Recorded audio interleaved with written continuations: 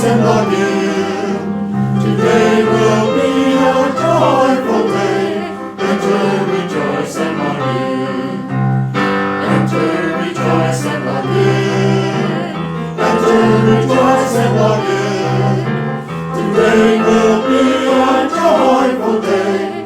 Enter, rejoice and log in. We hope you have a chalice at home or a candle, and that you have it nearby.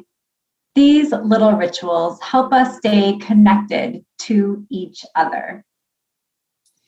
It's time now to light our chalice as we say together the same words that we say each week at our fellowship. We light this flame as a symbol of new life, enlightening our way, as a symbol of the warmth in every human heart. Let the lighting of this flame rekindle in us the inner light of hope, of peace, and of love. May we share that light with all people. Good morning. I am Marie Luna, the Director of Congregational Life here at the Fellowship. Thank you for joining us. It is good to be together. If you are joining us from another Unitarian Universalist congregation, welcome. If this is your first time visiting the Fellowship, I want to extend you a special welcome. I hope that you will reach out to me to get more connected at the Fellowship. One way to do that is to join me for a special newcomer breakout at the end of this service. More information on that later.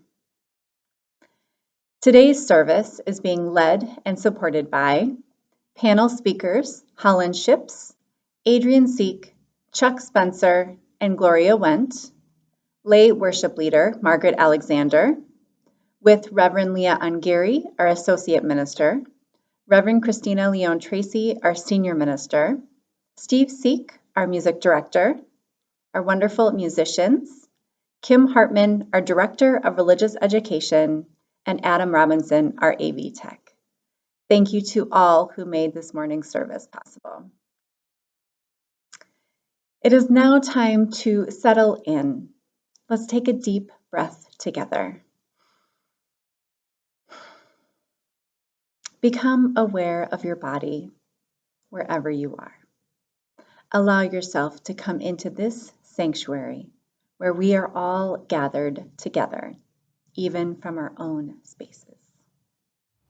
I love the fellowship. I love everyone who goes here, and I love the history.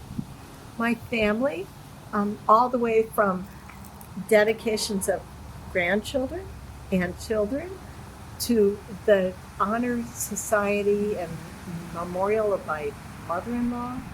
It's been amazing, and how we have been welcomed. In fact, Mark and I celebrated our 20th anniversary with Roger, and then just recently had our 48th anniversary of our wedding. So this is a great place. I really hope you will love it forever. We do.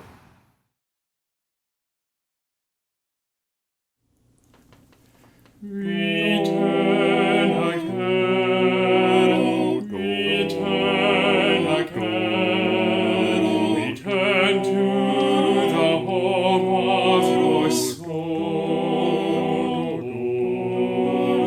Return again, return again, return to the home of your soul. Return to who you are, return to what you are, return to where you are, born and reborn again. Return again, return again, return to the home of your soul. Return again, return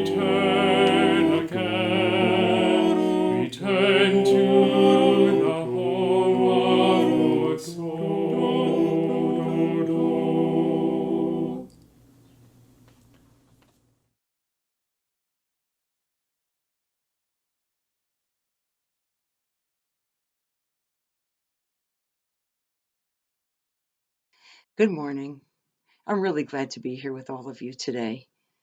It really is good to be together. Today, for our Time for All Ages story, we've got a story called A Lamp in Every Corner. And it's a story written by Unitarian Universalist author Janine Grossmeyer. Today is really special because our very own multi-talented Adrian Sieck, who you're going to hear from a little bit later on in the service, has created all of the illustrations for us. Adrian, thank you for sharing your talents and imagination with us today. A long time ago, in a land called Transylvania, there was a little village nestled in a mountain valley. The people of the village were a lot like us. They were Unitarians, and they wanted a church of their own, just like we had wanted a church of our own a long time ago, right here in Appleton. So everyone in the village worked together to build their very own church. The stonemasons hammered big blocks out of huge stones, and these made the sturdy walls. The carpenters carved wood to make a really beautiful set of double doors. The bell came from a faraway city, and they hoisted it up to the top of the tower with strong ropes. The blacksmiths hammered black iron into tall lampstands. Well, at the end of the day, when they were finally done, everyone stood back to admire what they had created together. Of course, by this time, everybody was really hungry, so they decided to go home for supper and then come back to worship and pray later that night. So all of the villagers went down the hillside to eat supper, all except for one little girl named Zora and her father. They had packed their own sandwiches, so now they sat on the cool grass and admired their new church. After they finished eating, Zora wanted to see the inside again, so that's where they headed. She dashed around the inside of the new church, stopping to take a look at everything that there was to see. She loved the beautiful pictures that were painted on the walls, and she loved the gorgeous embroidered hymnal covers that looked a lot like the ones that we have at the fellowship.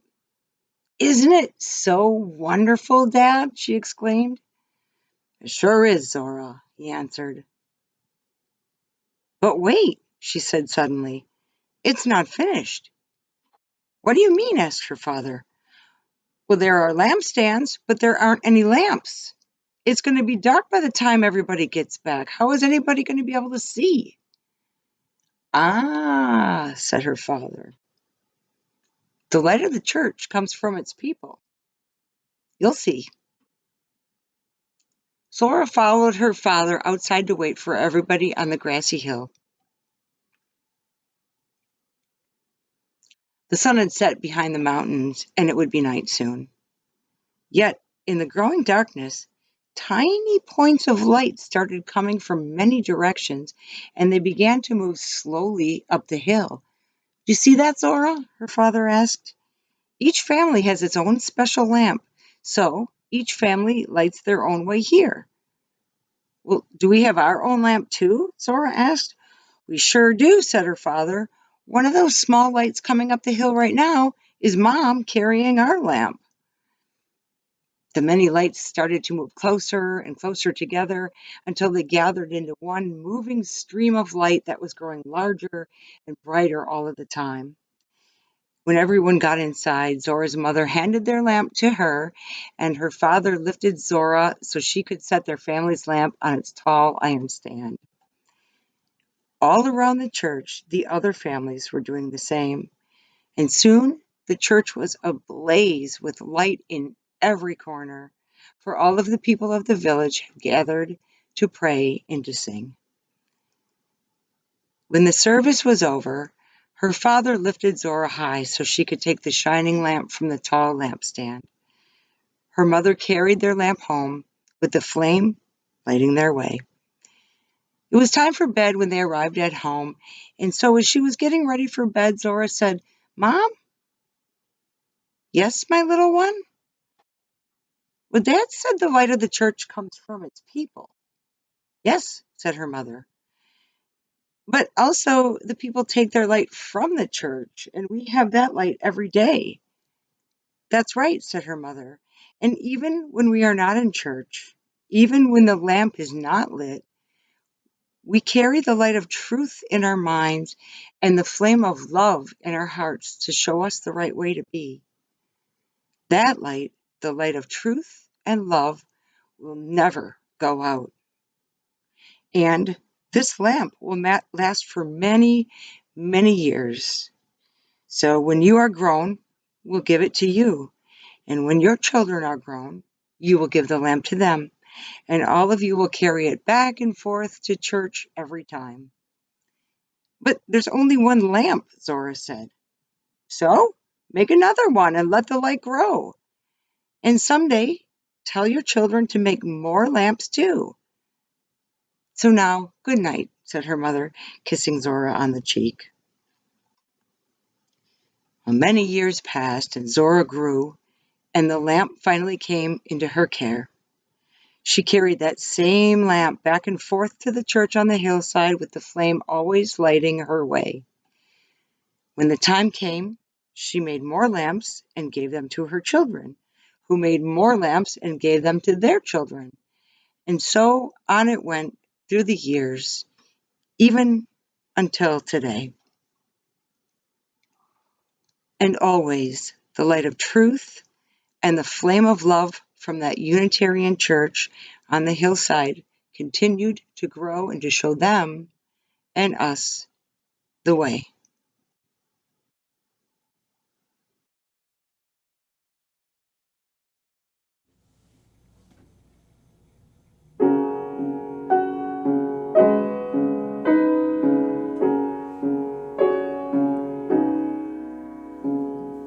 We are a gentle, angry people,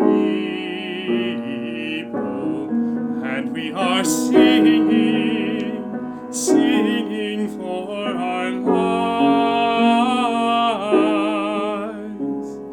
We are a gentle, angry people,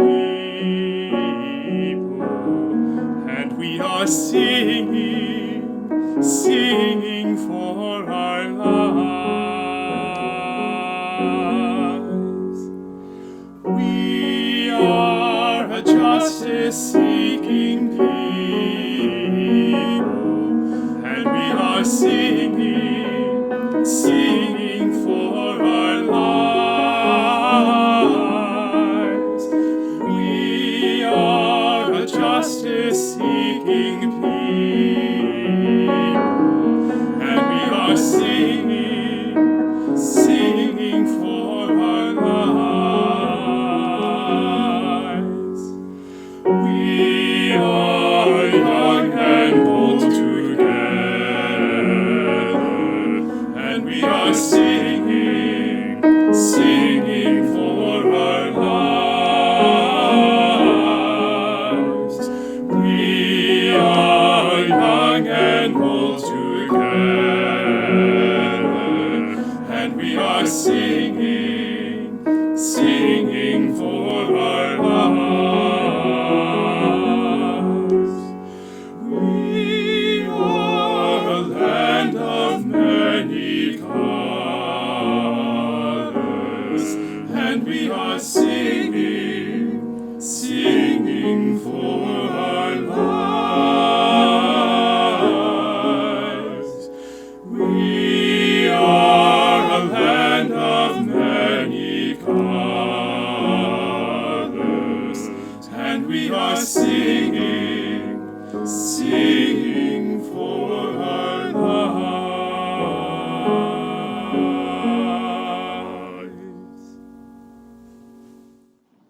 If there is to be peace, by Lao Tzu.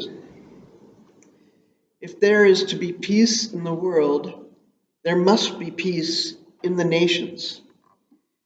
If there is to be peace in the nations, there must be peace in the cities. If there is to be peace in the cities, there must be peace between neighbors. If there is to be peace between neighbors, there must be peace in the home. If there is to be peace in the home, there must be peace in the heart. The Gates of Hope by Reverend Victoria Safford. Our mission is to plant ourselves at the gates of hope, not the prudent gates of optimism, which are somewhat narrower, nor the stalwart, boring gates of common sense, nor the strident gates of self-righteousness, which creak on shrill and angry hinges.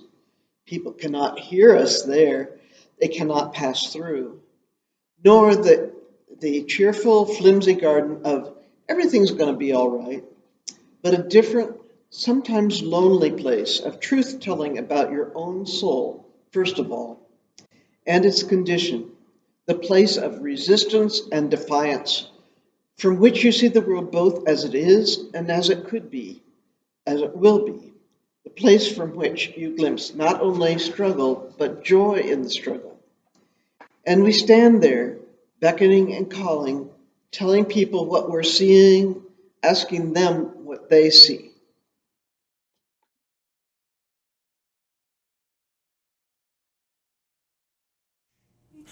Building bridges between our divisions, I reach out to you, will you reach out to me? With all of our voices and all of our visions, friends, we could make such sweet harmony.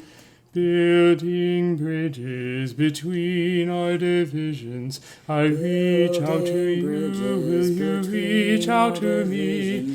With all of our voices and all of our visions, I reach out to you, will you reach out to me?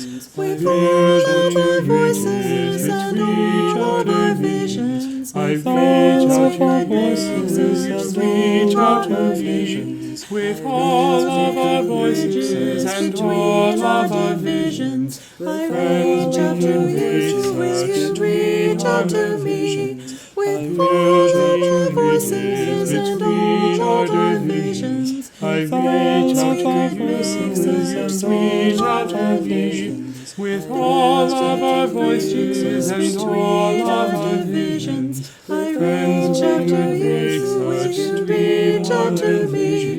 With all of our voices and all of our visions, friends, we could make such sweet harmony. Friends, we could make such sweet harmony.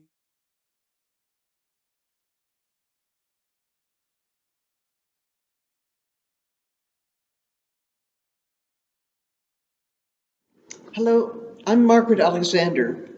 Many of you know me. I've been around for a while. A confession. I'm a Buddhist, and yet I love reading or listening to mysteries. Yes, some and most involve at least one murder, and some multiples. I consider these mysteries as my escape while doing other things like dish and clothes washing. I know Thich Nhat Hanh might say that I'm not being in the moment. Oh well, I've also heard one Buddhist teacher who was asked how come he was reading the newspaper while eating breakfast. He replied, I'm in the moment, reading and eating breakfast. Here's what I'm getting to. I love mysteries. And at least 2 times a year, we at the fellowship conduct a service in which the content is a mystery. There's a question box sermon where we can ask our ministers any questions we would like, and they have to answer with no advanced prep. And there's this I believe service where 4 people speak of their own spiritual journeys. The reason I say today's service is a mystery is twofold. As I recruit people with input from staff, I search for congregants who differ in age, gender, identity, world experience, etc. But the recruitment doesn't center on each person's spiritual beliefs. So today, I'll be as surprised as you as I listen. Sit back and enjoy a glimpse into the lives of people who sit and Zoom beside you. Who knows what we'll find out? Hi, my name is Hollyn, and I am 9 years old. I want to believe that all living creatures matter. I believe that all plants and animals can connect. Me and my cat are bonded for life because of connection through bottle feeding. Plants and trees have to connect too. How else can forests grow? I also know that connection takes time to build, but it's worth it.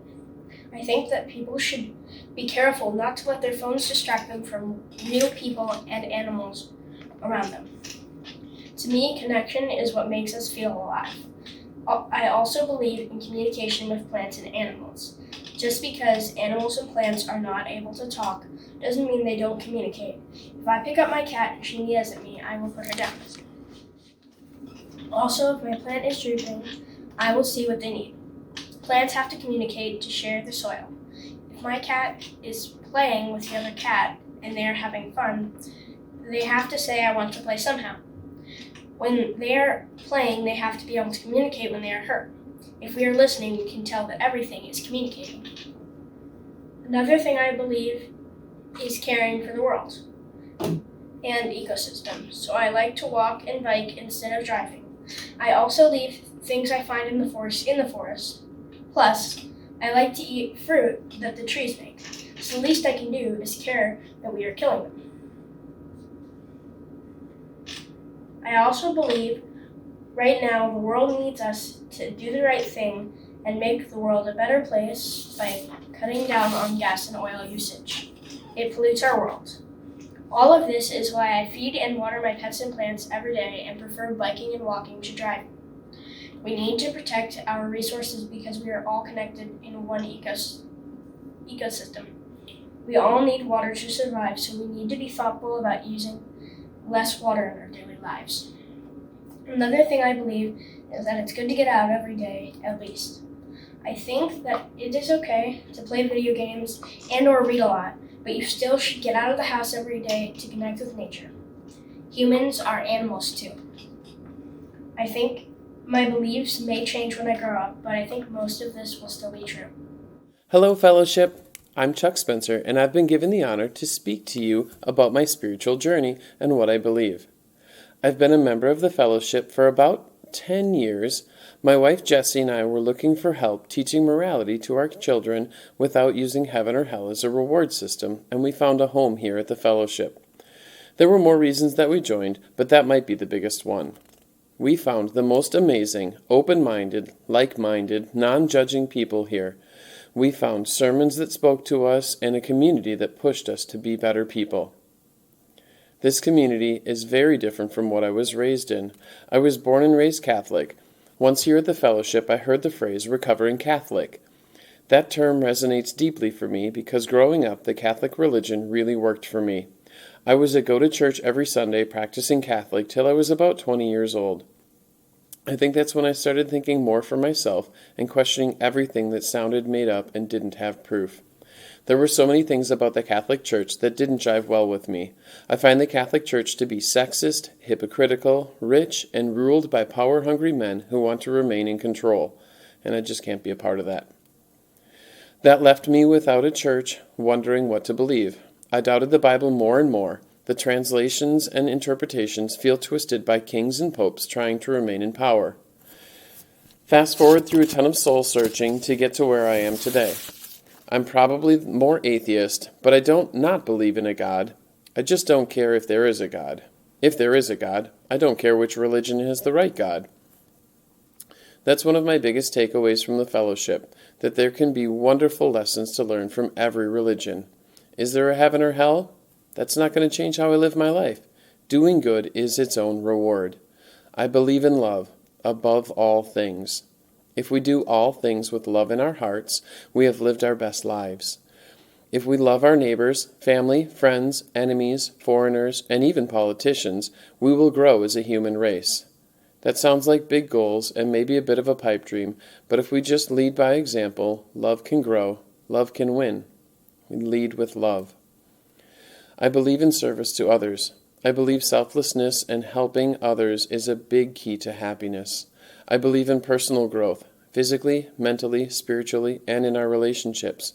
If we're not moving forward on those things, we are moving backwards. I also believe in the power of music and dance. As many of you know, Jesse and I teach ballroom dance. This is an amazing job for us because we get to be a part of other people's personal growth. Dance is healthy for us all in so many ways. Dancing helps people build confidence in themselves. Dancing helps physically with balance, poise, control, and it can be a great cardio without feeling like it. It's rewarding to watch a couple grow together. They learn teamwork and they work on the importance of communicating clearly. Dancing is fantastic for our brains. There are so many studies that have shown that learning ballroom dance can really slow the progress of Alzheimer's disease. Dancing to music keeps your mind young and fresh. Watching people grow through dance is very fulfilling to me. I'm excited to help them on their journey. Dance is for everyone. I've seen blind people dance ballroom. I've seen deaf people dance ballroom. I've taught many people who were born with 2 left feet to dance. I've danced with wheelchair-bound dancers. My youngest student is 4 years old. The oldest person I've danced with was 101 years old. You don't have to be good or get really good for dancing to help you grow. I want to close this up by saying thank you to the fellowship for being such a wonderful part of my spiritual journey. I look forward to the days when this pandemic is finally past us, when we can get together again. I really miss seeing your faces, and I miss our dance group. Until we meet again in person, I hope you get the chance to dance as often as your soul needs it. A poem by Mary Oliver. It's called The Summer Day. Who made the world? Who made the swan and the black bear? Who made the grasshopper? This grasshopper, I mean. The one who has flung herself out of the grass. The one who is eating sugar from my hand. Who is moving her jaws back and forth instead of up and down. Who is gazing around with her enormous eyes. Now she lifts her pale forearms and thoroughly washes her face. Now she snaps her wings open and floats away.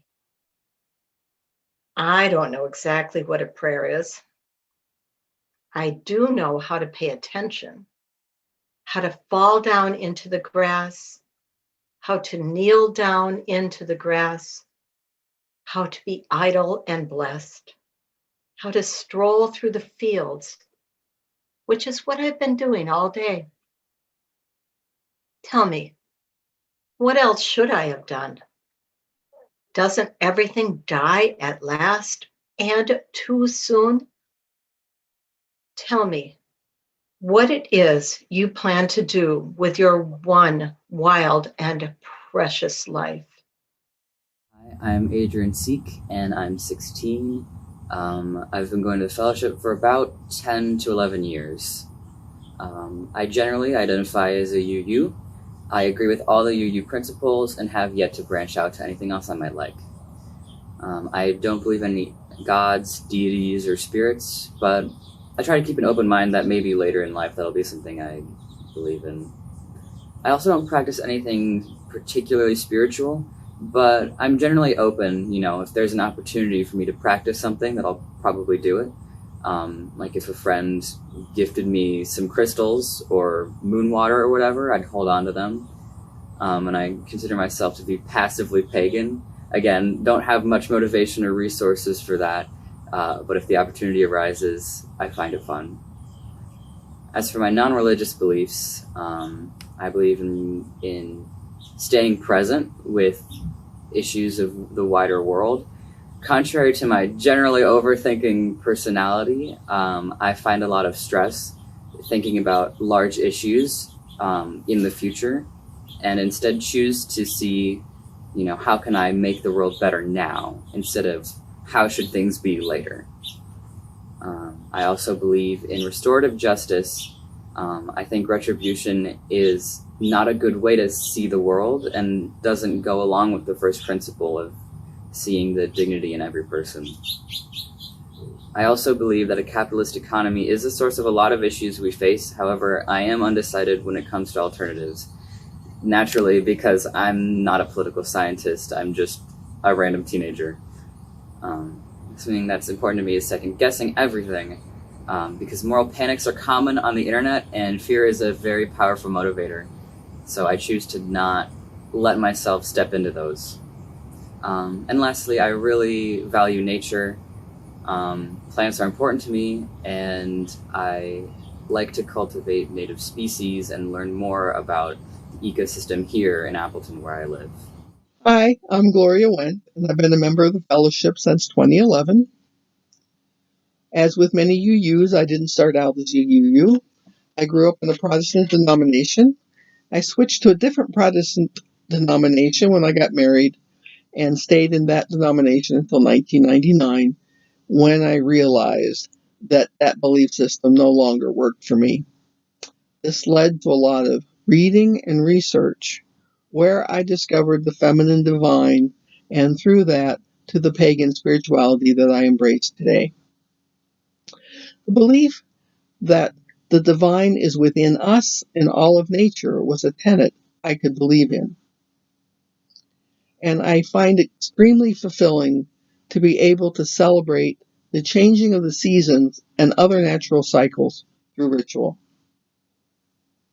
The rule, do as you will as long as you harm no one, helps me to remember to consider my actions and the consequences of those actions. It also helps to remember that do no harm also means not harming myself. I especially like that I am responsible for my own spiritual journey and the search for my own truth. Therefore, it was with great delight that I discovered the UU in 2010 at the winter solstice service, because there I found a community whose 7 principles mirrored a good many of my beliefs, and I had a home where I could continue on my spiritual journey. In the UU, I have expressed myself through music. I have gained insights and friends through covenant and journey groups. And it is always nice to come together to celebrate the changing of the seasons through ritual. I believe in sending out as much good as possible into the universe. And I do this by trying to be kind, polite, helpful, and respectful of both people and the earth. This is our only home, and we need to take care of it and the inhabitants on the planet. As we say each week, let us carry the light of compassion and commitment to build a better world. Thank you. Where do we come from? What are we? Where are we going? Where do we come from? What are we? Where are we going? Where do we come from? What are we?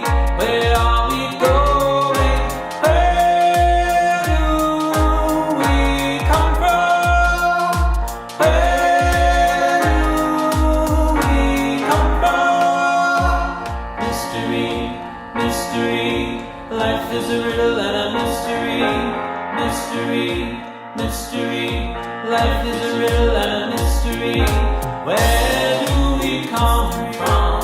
Where are we going? Where do we come from? Where are we going? Where do we come from? What are we? Where are we going? Where do we come from? What are we? Where are we going? Where do we come from? What are we? Where are we going? Where do we come from? Where do we come from? Mystery, mystery, life is a riddle and a mystery. Mystery, mystery, life is a riddle and a mystery. Where do we come from? Where are we going? Where do we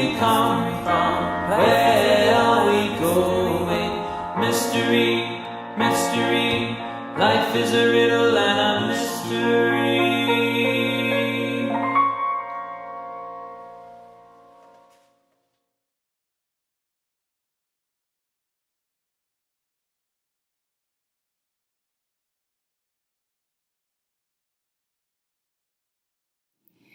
This is the time we lift up the joys and concerns of our gathered community. It is our practice and commitment to always think expansively about who is included in our embrace. And during virtual times, our reach is even wider, stretching across space and time in new ways. As we seek to know and care about our big circle, let us first settle into our own lives, whatever might be triumphant or tender within ourselves and our inner circles. May you become companion to yourself. If you would like to share whatever is on your mind and in your heart right now, whether it is your life news or a request to be held in intention or prayer, you can type your joy and concern into the chat box. If you'd like to be included in our weekly care email, you can email anyone on staff or fill out our website form. We'll drop a link into the chat now. After this service, a member of the care team will host a breakout room for anyone who might like to share more about their joy or concern, or simply be in conversation about how life is going these days. Care and connection are available during the week, too. Please contact our office if you'd like a listening presence or some help accessing resources, and a minister or care team member will be in touch. As we give deep attention to ourselves, may it ripple out so that we can be present with each other. May this practice renew us again and again so that we might be able to offer and receive support and connection. May this silence help make it so.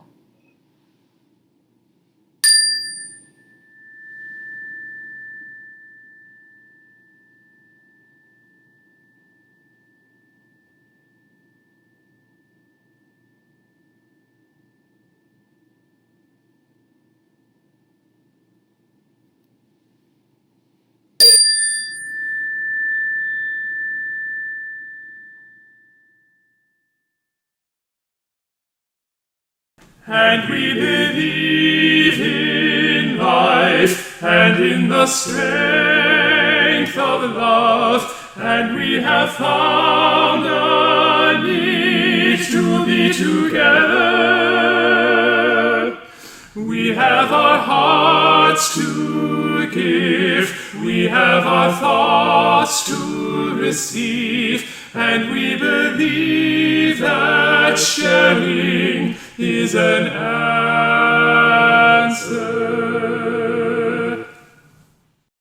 What does it mean to make an offering? Back when we gathered in the building, and we will again, the offering involved passing the basket, allowing people to put in it whatever they could offer that week. It had a real and tangible feeling. And then our ushers would come forward as we all sang to them, "From you I receive, to you I give, together we share, and from this we live." It is still true. We give and receive as we are able, and this community allows us a chance to do so in so many ways, in our words, our actions, our commitments, and our financial resources. We know that there are always those among us who are in need. We are here to help. Please do not hesitate to reach out to Reverend Christina or Reverend Leah if you are in need of financial or emotional support, so we can offer help. If you are one who is feeling stable and able to give, we ask that you do so that our ministries might be able to continue for months or years to come. Thank you.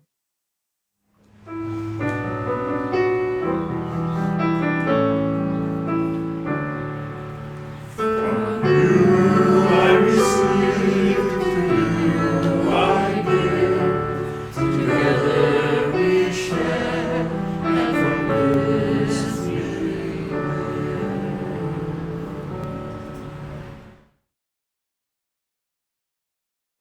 As we come to the end of our service, we will extinguish our chalice flame even as we still hold its light in our hearts. And note that our words contain the word mystery.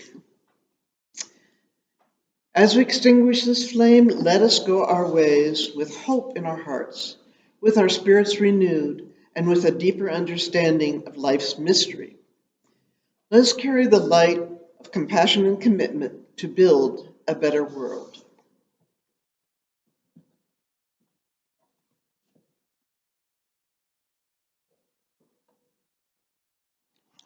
After our closing words, we will be having small breakout groups for conversation. In a moment, we will hear a short postlude song. If you do not want to participate in any small group conversations, then please use that postlude music time to log off and leave this Zoom meeting. If you choose to stay, you will be invited to choose your own breakout group on Zoom. One option will be for newcomers to join our Director of Congregational Life, Marie Luna, in a special newcomer group. Another option will be to join someone from our care team if you would like to share more deeply and personally about whatever is on your heart. One group will be led by me and will focus on the themes of today's service. And one final group will just be for informal, unmoderated chit-chat. If you have any trouble selecting your group, just stay here and we will do our best to help you in a moment. And with that, go in peace, knowing that we embrace each other even now from a distance.